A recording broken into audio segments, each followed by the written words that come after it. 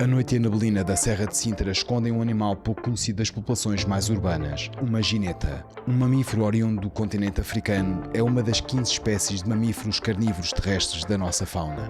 Luís Miguel Rosalino é professor de Ecologia da Faculdade de Ciências da Universidade de Lisboa e investigador do Centro de Ecologia, Evolução e Alterações Ambientais. A sua investigação foca-se nos aspectos da ecologia, comportamento e conservação dos mamíferos, com especial interesse nos carnívoros.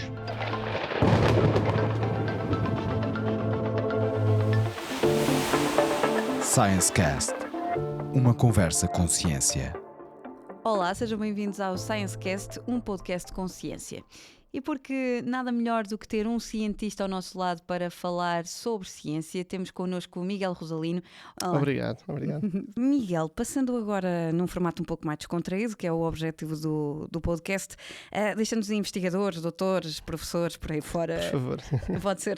Claro que sim, claro que sim, Mónica. Gostava de perguntar como é que tudo isto começou, biologia, mamíferos, como é que é trabalhar no terreno? O Miguel mais pequenino sabia que ia seguir este caminho ou nem por isso? Não, de todo. Eu acho que, pelo menos para a minha geração de biólogos, há alguns programas que passavam na natureza, nomeadamente uns programas de um médico e naturalista espanhol, o Félix Rodrigues de la Fuente, inspirou muitos de nós a termos algum gosto e a querer saber mais sobre a fauna que existia na Ibéria. E esse foi uma das séries que me fascinou e que me despertou mais o interesse para a biologia. E, portanto, quando eu tive que optar se seguia ou não estudos, se entrava ou não para a faculdade, a biologia foi algo que surgiu naturalmente, algo que eu gostava de fazer, conhecer um bocadinho mais sobre a fauna de Portugal, a fauna, como é que espécies é que nós tínhamos cá, como é que estas espécies se relacionavam connosco, etc. Foi sempre algo que me entusiasmou particularmente. Os mamíferos não foi um acidente de percurso, porque eu gostava de vários taxa, gostava de répteis, gostava de coleópteros, de insetos, e os mamíferos eram também um dos grupos que eu gostava particularmente. E foi ao fazer algum trabalho de campo em que comecei a descobrir um pouco mais dos segredos, das adaptações que estas espécies tinham e que me levaram a tentar saber mais. Porquê? Porque é que elas estão presentes aqui e não nos tecidos? Como é que elas se relacionam connosco? Porque havia muita...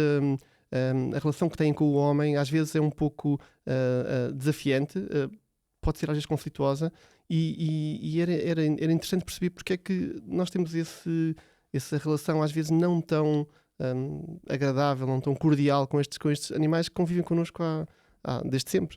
Não é? Então quer dizer que os carnívoros têm má fama, é isso? Alguns carnívoros têm má fama.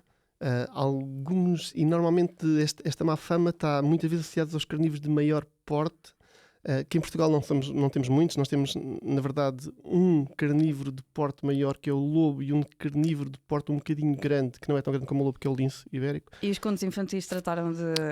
E há muitos mitos e há muitas histórias que se contam acerca destas espécies. É óbvio que é inegável que algumas delas até podem provocar alguns danos, mas a verdade é que elas também provocam alguns desses danos como resposta a muitas das atividades que nós temos. Ou seja, muitas vezes os lobos, que é a espécie que é normalmente mais apontada, como que pode provocar mais danos, pode de alguma forma predar algumas espécies domésticas, porque muitas vezes as espécies selvagens já não existem na abundância suficiente para que eles consigam alimentar.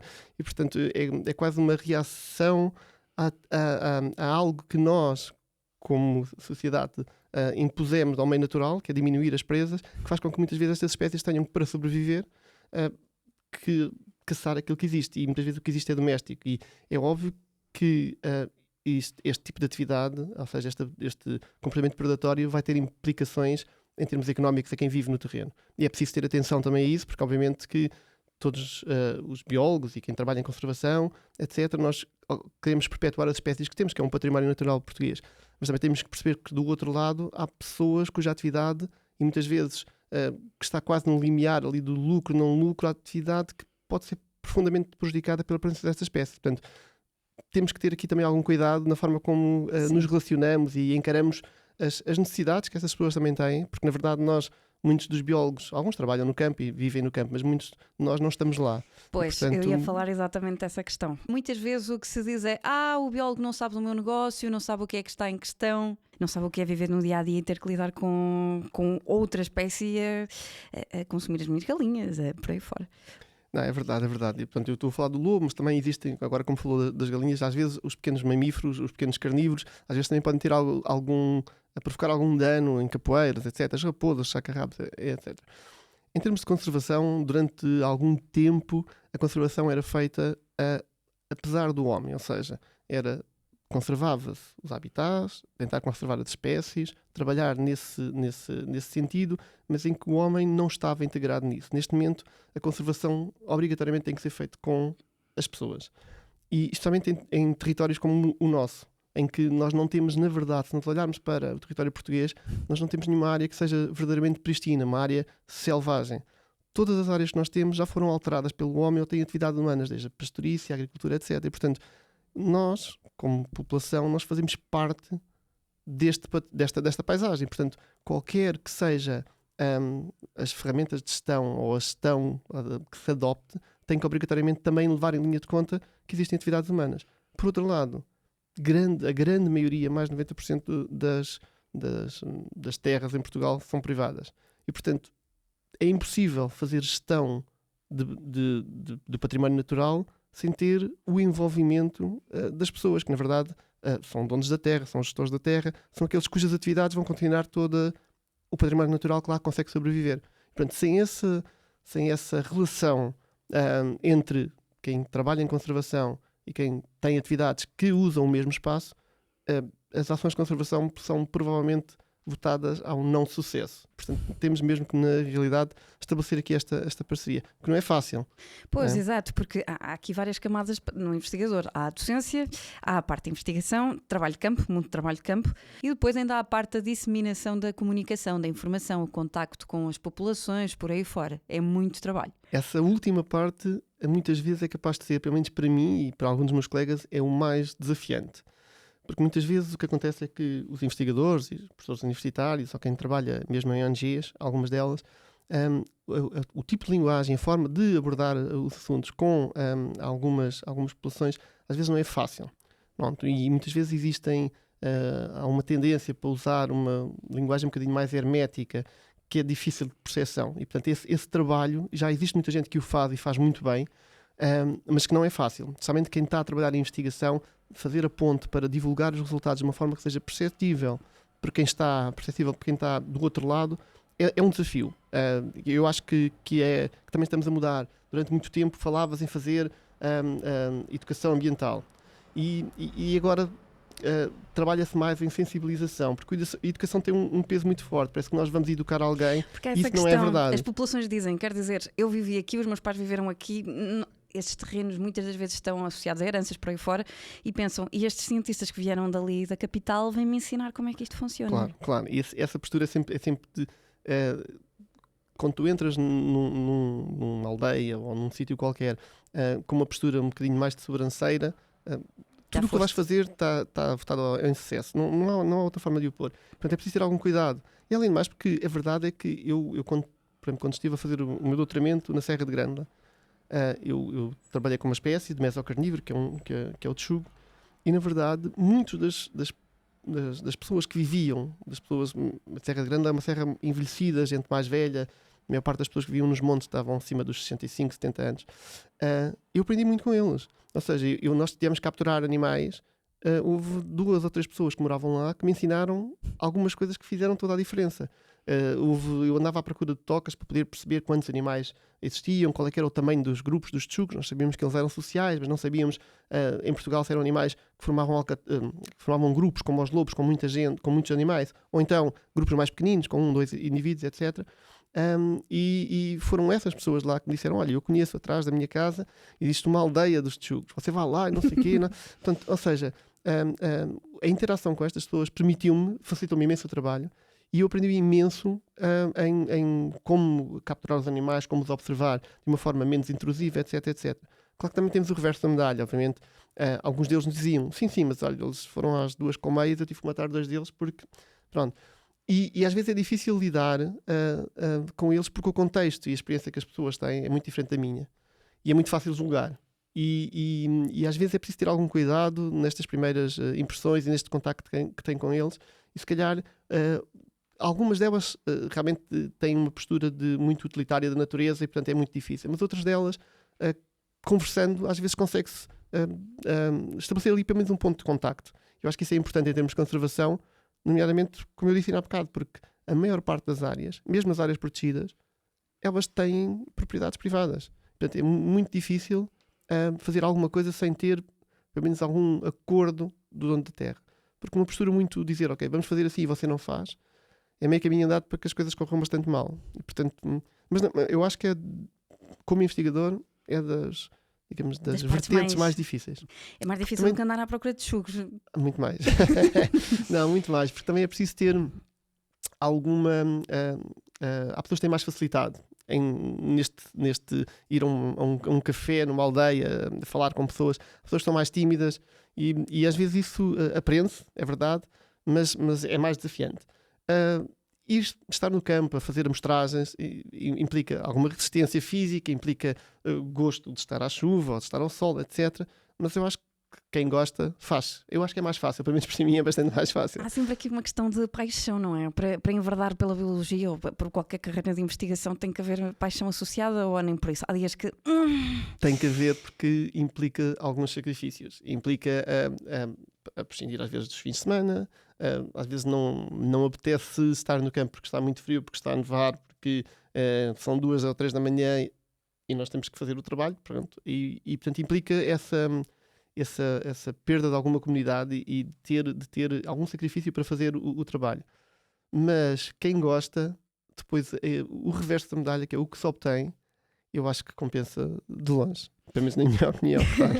Pois, porque aqui é um bocadinho difícil dizer eu tenho a minha vida pessoal, tenho a minha vida profissional, como um submarino que tem várias cápsulas que não se tocam ao mesmo tempo. É muito difícil fazer uma gestão destas quando se tem um trabalho destes.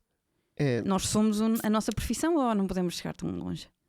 Sim, eu acho que nós temos que temos que sempre prescindir de alguma coisa. Sim. Há alturas que tem que se prescindir de alguma coisa da nossa profissão e algumas temos que prescindir da nossa parte mais pessoal.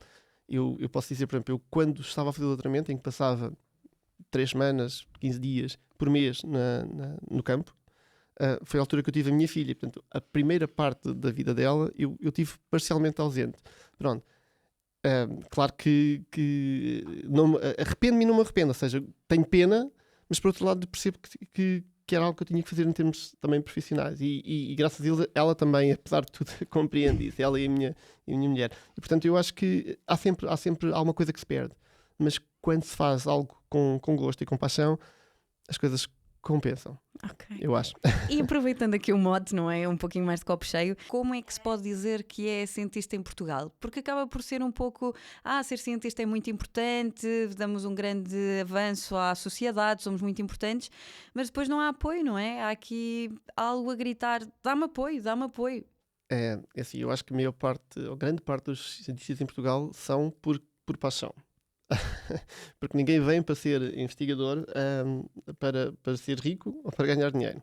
Porque nós passamos, eu agora tenho uma posição um bocadinho mais estável, mas até há muito pouco tempo, isto será 3 anos atrás, não tinha. Portanto, nós temos que permanentemente estar a concorrer a fundos para termos o nosso ordenado. Somos provavelmente das profissões mais avaliadas, nós somos avaliadas para termos uns contratos. Depois estamos avaliados a meio dos contratos para ver se estamos a cumprir o que não estamos. Somos avaliados porque temos que publicar obrigatoriamente e somos avaliados por investigadores estrangeiros que olham para o nosso trabalho para ver se tem qualidade o suficiente ou não para ser publicado e nós somos avaliados pelo número de publicações. Somos avaliados para ganhar projeto, ou seja, ganhar financiamento para desenvolver a nossa investigação. Portanto, nós estamos permanentemente a ser avaliados para ter financiamento para nos sustentar, financiamento para, digamos, financiar as nossas atividades de investigação, isto de uma forma constante. E financiamento, pronto, como Portugal não é um país particularmente rico, o financiamento que existe tem que ser dividido por todas as áreas, pela educação, pela saúde, exato. etc. Estávamos a falar sobre dar aulas e que a parte mais complicada era a comunicação com a população, certo? Sim. Sim. Eu fiquei aqui um bocadinho perdida a meio, porque já é complicada a parte de ser cientista e ainda há toda uma outra layer que uma pessoa não tem noção de fazer a conjugação. Sim. Pronto, eu quando disse que a parte mais difícil para mim seria esta parte com a população, é porque, apesar de a competição ser muito, depende apenas de nós, no sentido de fazer os projetos, fazer os concursos, etc, etc. A outra parte depende de nós, mas também do feedback que nós temos. Ou seja, quando o outro está disposto a ouvir-nos e vice-versa. E, portanto, e as pessoas são todas muito diferentes. E, portanto, aquilo que resulta do tipo de conversa que podes falar com uma pessoa por lá à vontade, pode não resultar com outra. E, portanto, é preciso ter algumas digamos, capacidades sociais para o fazer, que não é fácil. Ou seja, o facto de uma pessoa ser um excelente cientista Era aí pode não que eu ser queria um chegar. bom comunicador. Era aí que eu queria chegar. Porque E às vezes exige não é. muitas facetas diferentes e competências completamente diferentes à mesma pessoa. Quer dizer, o perfil que é necessário ter para fazer investigação, seja fundamental, seja de campo, mais aplicada por aí fora, é completamente diferente do perfil que depois é exigido a alguém que tem que estar em contacto com as Eu acho populações. que a única, digamos, ponto que eu posso ver é que um bom cientista tem que ser tecnicamente muito bom, mas há uma coisa que eu acho que faz diferença entre um bom cientista e um excelente cientista, que é a imaginação. Ou seja, olhar para as questões, olhar para os problemas, olhá-los de uma forma quase como fora da caixa. Ou seja, ter imaginação a olhar para isso. E eu acho que quando estamos a comunicar ou a contactar com pessoas, eu acho que a imaginação, da forma como nós o fazemos, e alguma, talvez, se calhar, inteligência prática de adaptar ao contexto. E isso não é fácil. E eu acho que na ciência também é preciso isso. Pronto. E eu acho que é aquilo que faz a ponte. Agora, quando estamos a fazer ciência, temos que ser perseverantes, porque a frustração às vezes é muita, porque, obviamente, às vezes eu costumo dizer até às vezes aos alunos, assim, os bichos não leem livros e, portanto, nós achamos que sabemos e às vezes somos profundamente ignorantes. E aquilo que estamos à espera que aconteça, não acontece. E temos que perceber porquê. E às vezes é frustrante, temos muitas horas de trabalho. Por exemplo, nós temos agora um projeto que está a decorrer, que temos que monitorizar uma população de carnívoros. E para isso nós temos que capturar os bichos, para poder monitorizá-los. Ainda agora estive no campo, nós estamos há 3 meses a tentar capturar os animais e capturamos alguns, mas não aqueles que queríamos. E às vezes é frustrante. Com prazos, sim, claro. porque há aqui um bocadinho a cultura para o resultado, não é? Sim. Bate-se muito o pé na questão de que a ciência é incerteza, é variáveis, é contra o dogmatismo, sempre espírito aberto, vem sempre qualquer problema para resolver por aí fora, mas depois ao mesmo tempo parece que há aqui uma cultura de apresenta resultados. Infelizmente os prazos de avaliação, os projetos têm um prazo fim de 3 anos, por exemplo, os projetos da FCT, da Fundação para a Ciência e Tecnologia, e que nós temos que ter, dentro deste prazo, temos que ter os resultados, porque somos financiados por essa instituição e temos que, obviamente, apresentar. Como é que isto se faz? Faz com ter uma boa equipa, que ajuda sempre, ajuda quando alguém está mais desmotivado, alguém que ajuda a aumentar a motivação para fazer o trabalho, e com muito esforço. Não há outra forma de o fazer, com muito esforço e se calhar, e também, eu acho que isso também é importante, com uma boa dose de planeamento a priori. Ou seja, quando se avançar para o projeto, já ter as coisas digamos, bem pensadas, para pelo menos limitar o número de possíveis surpresas que vão acontecer sempre e que vão dificultar a aquisição de dados, vão dificultar tudo o resto, porque não depende só de nós. Nós precisamos, quem trabalha, por exemplo, eu trabalho em conservação, implica a monitorização de populações animais, implica ter capacidade de planear o projeto, de ter dados para fazer as coisas, de depois, se os projetos são avaliados com as publicações científicas em revistas científicas internacionais, que nós façamos um bom trabalho na apresentação dos resultados, que a revista aceite. Portanto, há aqui muitas variáveis que nós não controlamos. Mas, assim, tem que se fazer. É isso. A paixão este está é lá. o contexto que trabalhamos e, portanto, Okay. tem que ser. E passando aqui num salto que parece que não tem nada a ver, mas tem... como é que se sai das salas de aulas e deste ambiente altamente civilizado, competitivo, e se vai para, digamos que, o descobrir na National Geographic que nós vemos nas... Porque esta parte muitas das vezes não é comunicada e ninguém quer saber muito das horas de grande esforço que vocês passam ali a conseguir o financiamento. Depois o que se quer é o show-off e quando vocês aparecem no trabalho de campo, não é? Coisinhas boas do trabalho de campo. Histórias boas que se possam saber assim, encontros com espécies, aventuras que se possam ter tido, que valeram a pena todo este esforço. Há sempre coisas positivas e negativas. O facto de trabalharmos em meio natural e com espécies selvagens, ou silvestres, melhor dizendo. Silvestre quer dizer... Eu gosto mais da palavra silvestre do que selvagem. Silvestre está associada à silva, à floresta, a algo mais natural, e selvagem tem uma conotação que eu às vezes... Um animal selvagem, muitas vezes, quando é referido selvagem, é um animal agressivo, mais... Voltamos à pronto, parte é preciso da ter algum cultura. cuidado. É verdade, é preciso ter algum cuidado com a forma. Eu prefiro silvestre a selvagem.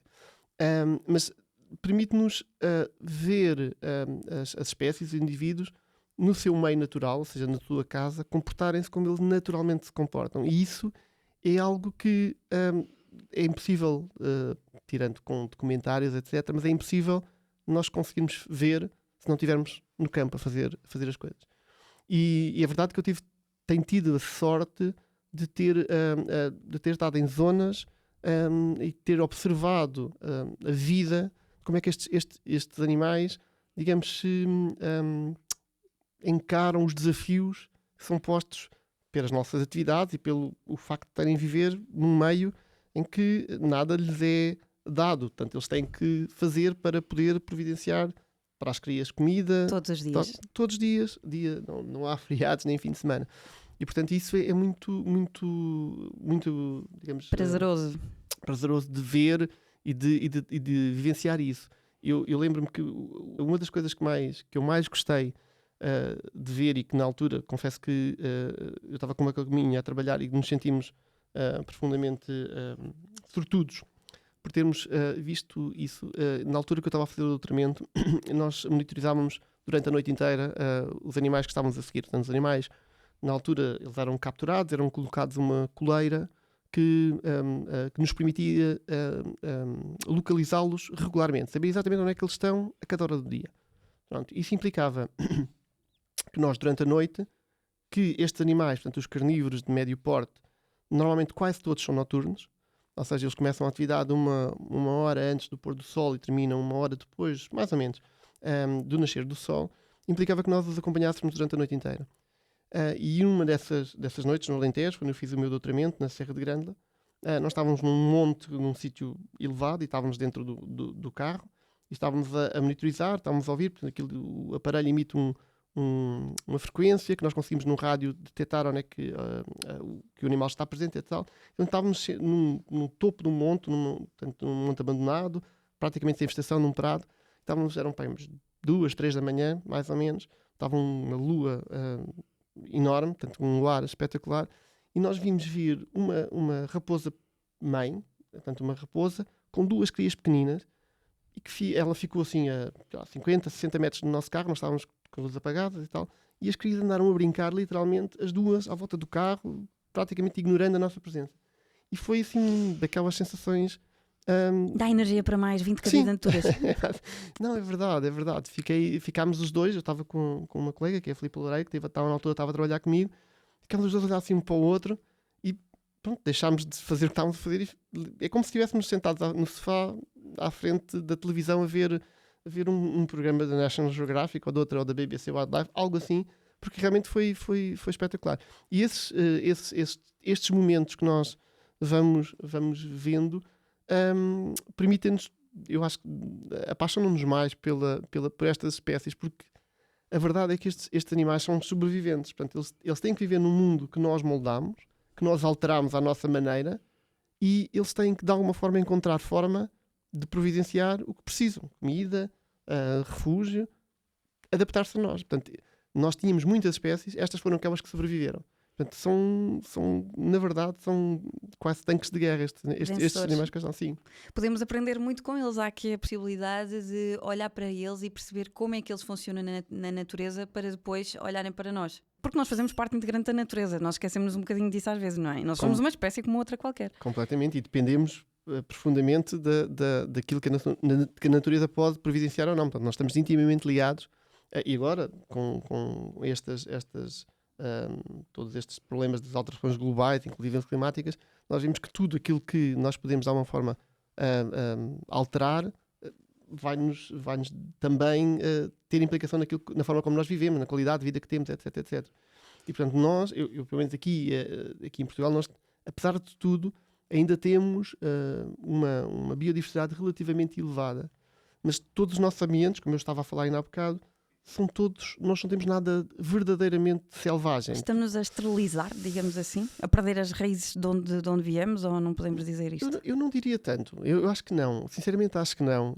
Acho que existe ainda em muitas zonas ainda alguma ligação à parte natural. Existe ainda muita gente que valoriza o património natural que nós temos e a paisagem.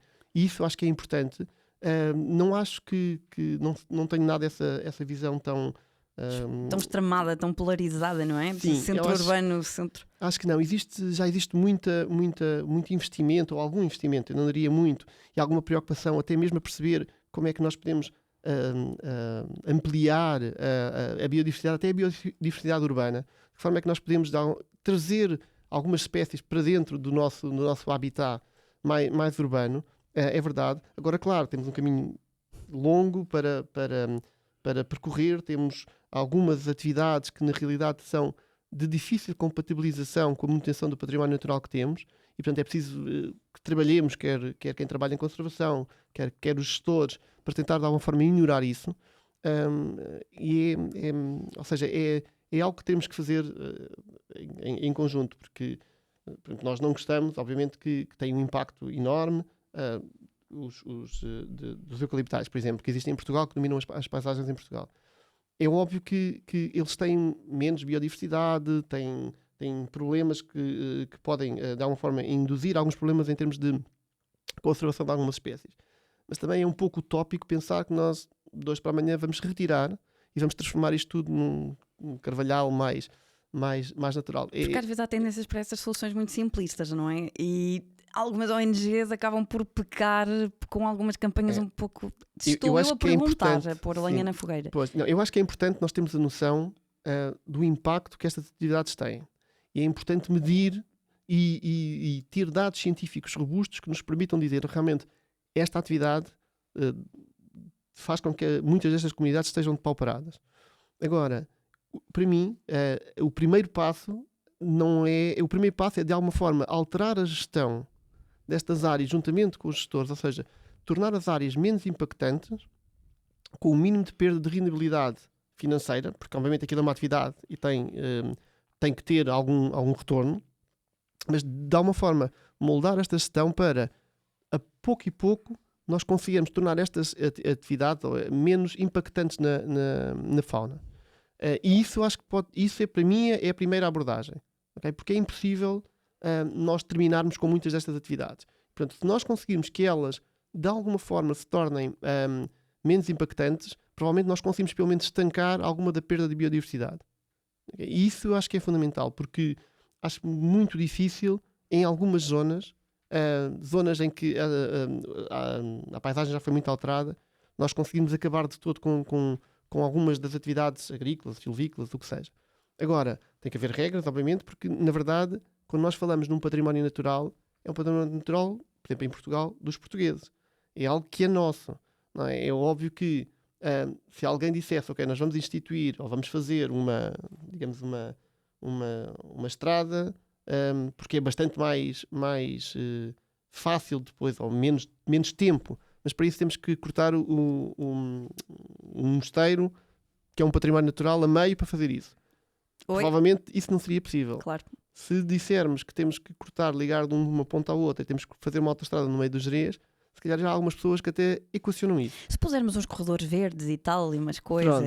Portanto, eu acho que às vezes ainda a natureza ou o património natural ainda não é encarado da mesma forma como um património real do país. E que é um património real do país. Nós temos coisas que muita gente não tem, ou que já perdeu, ou que na realidade só existem na Península Ibérica. Como por exemplo, nós temos um bocadinho a ideia, e já lá vamos, que o exótico é que é bonito, o exótico é que é maravilhoso, o exótico... Nós temos espécies muito interessantes em Portugal. Eu acho que não só temos espécies que só ocorrem aqui e não ocorrem mais lá no mundo, não temos algumas espécies de roedores que só ocorrem aqui. Eu gosto do verbo ocorrer, ou seja, é um privilégio para nós que... Sim, é verdade, é verdade. E muitas vezes nós pensamos que o facto de estarmos na Europa, que os grandes valores de biodiversidade estão fora da Europa, estão nos trópicos, estão na Amazónia, estão em África. É verdade que, por exemplo, o continente africano, em termos de mamíferos, que é aquilo que eu trabalho, é o local onde nós conseguimos encontrar o maior número de espécies de médio e grande porte de mamíferos. A diversidade é mesmo muito grande, mas se nós pensarmos, por exemplo, no Brasil, que é normalmente, quando nós pensamos num país altamente biodiverso, pensamos no Brasil. Mata Atlântica, aquela sim, coisa. a Amazónia, o Cerrado, o Pantanal, etc. É verdade, a diversidade é enorme. Mas se nós pensarmos em alguns grupos, por exemplo, pensando nos carnívoros, que mais uma vez puxando um bocadinho a minha sardinha, porque é aquele que eu também conheço melhor. Por exemplo, o Brasil tem, em termos de área, talvez 100 vezes maior que Portugal. Porque carnívoro uma pessoa pensa um tigre, Sim. Ninguém vai pensar numa gineta, ou num texugo, ou num bison, nós temos não é? escalas muito diferentes. Exato. Mas o Brasil tem 100 vezes a área de Portugal, mais coisa menos coisa.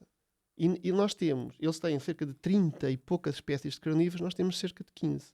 E portanto, ou seja, nós em 100 da área temos metade das espécies. Claro que as espécies não são as mesmas. Claro. Mas proporcionalmente isto dá-nos uma grande responsabilidade. Ou seja, nós temos aqui espécies, algumas delas são do norte da Europa que terminam a distribuição aqui, outras são do sul, como a geneta, que têm em África e terminam a distribuição, ou ocorrem aqui em Portugal. Portanto, nós estamos aqui na confluência quase de dois mundos diferentes.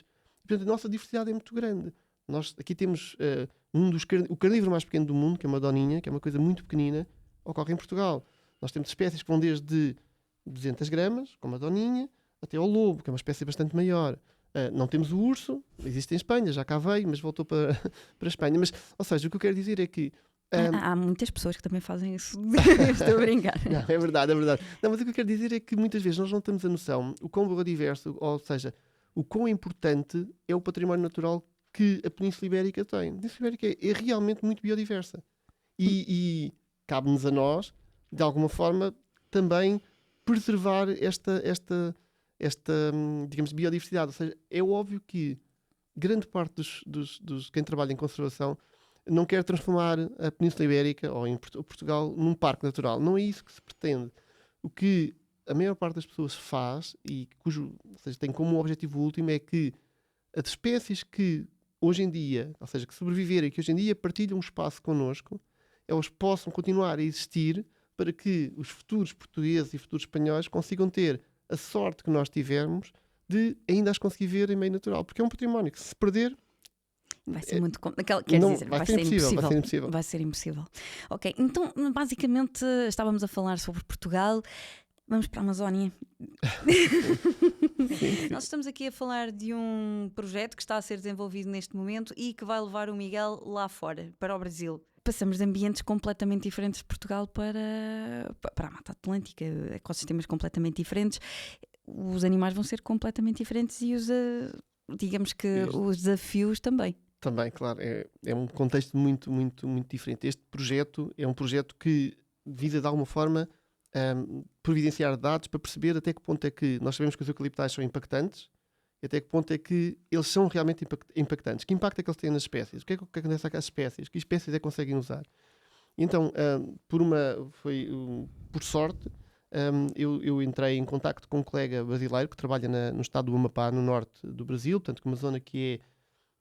Grande parte do estado é floresta amazónica, e floresta amazónica muito bem conservada, com áreas protegidas, áreas de preservação bastante eficazes até. E, portanto, houve a possibilidade de nós fazermos um trabalho em parceria entre aqui e o Brasil, porque eles também eles estão a iniciar digamos, o cultivo ou a implantação de plantações de eucalipto também nessa zona. Pronto. E aqui a nossa ideia é, de alguma forma, tentar perceber, o eucalipto em Portugal já está há muitos anos, perceber o que é que estas implantações aqui de eucalipto, estas plantações, que impacto é que tiveram nas nossas populações, para tentar de alguma forma precaver aquilo que poderá acontecer lá. Claro que as espécies são diferentes e os desafios também, porque nós, na zona onde estamos a trabalhar, há algumas populações que têm um grau de socioeconómico bastante diferente, muito mais precário, claro. Alguns deles. Temos populações de origens muito distintas, temos populações, algumas delas são originários de escravos que tiveram lá a trabalhar e que neste momento têm também digamos, uma situação um bocado precária em termos socioeconómicos. Temos também a expansão do agronegócio, da parte da soja, claro, etc. As grandes monoculturas ali em força. Os desafios são diferentes neste contexto social. E por isso é que nós também temos esta parceria com o colega brasileiro que está muito mais dentro e portanto que nos ajuda, obviamente, a perceber um pouco estas dinâmicas sociais da região.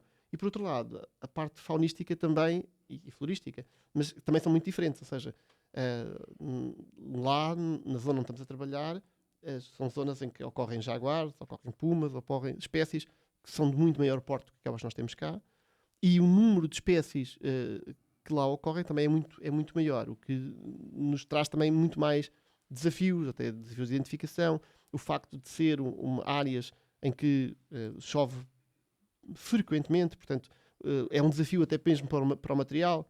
Uma câmara fotográfica que nós usamos aqui pode estar 3, 4, 5 meses no campo, que dificilmente ela tem problemas, com a quantidade, com o grau de umidade, com todo o contexto climático da região. Temos sempre alguns problemas com isso, e depois não só, tem mesmo problemas de estamos muito tempo fora da cidade, temos que levar tudo, ou seja, não podemos, falta-nos umas pilhas, não vamos comprar as pilhas ali à aldeia. Claro. Não existe. Pronto, todos esses problemas logísticos são importantes e são desafios para quem vai trabalhar. E, portanto, esta parceria com os colegas brasileiros primeiro é fundamental, porque dá-nos, aprendemos muito com eles, porque eles têm a experiência no trabalho num contexto muito diferente. E depois, toda a outra parte natural, ou seja, nós temos que ter cuidados com os insetos, com os mosquitos, com as serpentes, com isto, com aquilo e com o outro. É um desafio, mas a experiência de trabalhar num mundo tão diferente, eu acho que compensa profundamente. E apenas para terminar este pequeno capítulo, há uma versão muito romantizada ou aquilo é mesmo genial e fixe de viver e é espetacular? Eu acho que há as duas coisas, mas acho que há uma visão romantizada, porque quem vai trabalhar para este ambiente, logo à partida tem logo uma primeira experiência, que é, nunca fomos para um ambiente tropical, então vamos a uma consulta do viajante. E Claro. na consulta do viajante, quem nunca saiu do país, ou nunca saiu para aquelas zonas, tem logo uma bateria de vacinas, mete-nos logo um contexto do que é que a gente poderíamos apanhar. Pronto. E depois lá há pequenas coisas, há sítios em que nós não podemos, se calhar a água não pode ser a água da torneira, Claro. tem que se ter cuidado, se estamos a trabalhar à meia da noite ou ao início da noite, temos que levar um chapéu, temos que levar uma camisa mais comprida, apesar de estar calor, não se pode andar muito de t-shirt por causa dos mosquitos. Pronto, não é assim, e chove muito, portanto, anda um bocado e ficamos completamente atolados e pronto, e se saímos de manhã, tomamos um banho, saímos de manhã, metemos uma t-shirt, damos 10 passos, estamos completamente encharcados porque ao chover ou está muito calor. Ou seja, não é O Miguel que sonhava e via todos aqueles programas da vida selvagem não ia ter muito bem noção do que estava por trás de todo aquele trabalho. Vale a pena? Continua a valer a pena? Eu já sei a resposta. Não, mas... eu acho para mim, eu acho que vale muito a pena. Eu acho que nunca nenhum de nós tem noção até vivenciar. Claro. Pronto, especialmente quando são ambientes muito diferentes daqueles que estamos habituados. E o privilégio que é nós termos umas imagens de determinada situação e determinado seres e vermos que aquilo é um culminar de um trabalho muito árduo que fez com que aquilo acontecesse, certo? Sim, estes ambientes mais extremos, como por exemplo a floresta amazónica, na realidade dá-nos uma ideia do que é realmente algo em que é muito silvestre, ou seja, parece que aquilo teve muito pouca intervenção, sentimos-nos muito pequenos. Aqui mesmo quando vamos para os Gerês, as paisagens são deslumbrantes, é espetacular, mas nós sabemos, nós vamos andar nos Gerês, mas vemos um garrano, ou vemos uma vaca, pronto, há sempre um elemento humano muito presente nas paisagens europeias, mesmo naquelas que são parques naturais. Há sempre. Nestas áreas é mais difícil de encontrar. Nós somos uma espécie como qualquer outra. Sim, é isso. Eu acho que eles estão lá, mas é mais desafiante, eu acho. Okay. Eu acho que esse desafio de ver, porque as espécies temos de ter sorte de as ver, mas podemos não ter sorte de as ver. E elas só se deixam ver se quiserem. Portanto, eu acho que é muito... Para quem gosta de biologia, eu acho que é um desafio, mas é um desafio muito, muito agradável. Ok, estamos a chegar ao final da nossa conversa. Miguel, algo que tem ciência para terminar a nossa conversa é algo com o quê? nós já vimos que a ciência tem muitas vertentes e tem muitas coisas e é altamente complexa e fascinante e exige resiliência ao mesmo tempo. Ter ciência é ter o quê? Eu acho que é ter método, é ter digamos, um controle quanto possível da forma como a informação é recolhida para tentar tirar o máximo de subjetividade possível. O que é muito, muito difícil porque a ciência é feita por pessoas. E, portanto, há sempre um cunho pessoal. E é muito difícil de tirar. Agora, para que nós possamos ter informação que seja aceite por o maior número de pessoas como cientificamente robusta, ou seja, é o que nós vimos com o momento de intervenção possível nossa em termos de aspectos. É importante que nós tenhamos essa preocupação. Agora, também é bom que tenhamos a noção que há sempre algo que tem a ver com quem está a fazer o trabalho. Pronto, porque é impossível, porque são pessoas, não é? Não é muito fácil de retirar, mas é tentar ser o mais objetivo possível. Eu acho que a objetividade tem que ser algo que norteie qualquer trabalho científico. Agora, é difícil. Também por isso é difícil. E por isso é que os cientistas muitas vezes não estão de acordo. Porque às vezes as opiniões divergem, olhando para a mesma fotografia, podemos ver coisas um pouco diferentes e essas coisas têm a ver com a nossa experiência de vida. E, portanto, mas a ciência também é isso, é confrontar ideias diferentes e tentar, de alguma forma, construir uma coisa melhor nesse confronto de ideias. Bem, eu acho que não podíamos acabar este podcast da melhor maneira. Obrigada, Miguel. Obrigado eu pelo convite e pela oportunidade. Não podíamos acabar o episódio de melhor maneira. Obrigada por estarem desse lado. Podem nos acompanhar nas redes sociais e no canal YouTube do ScienceCast. Obrigada e até à próxima.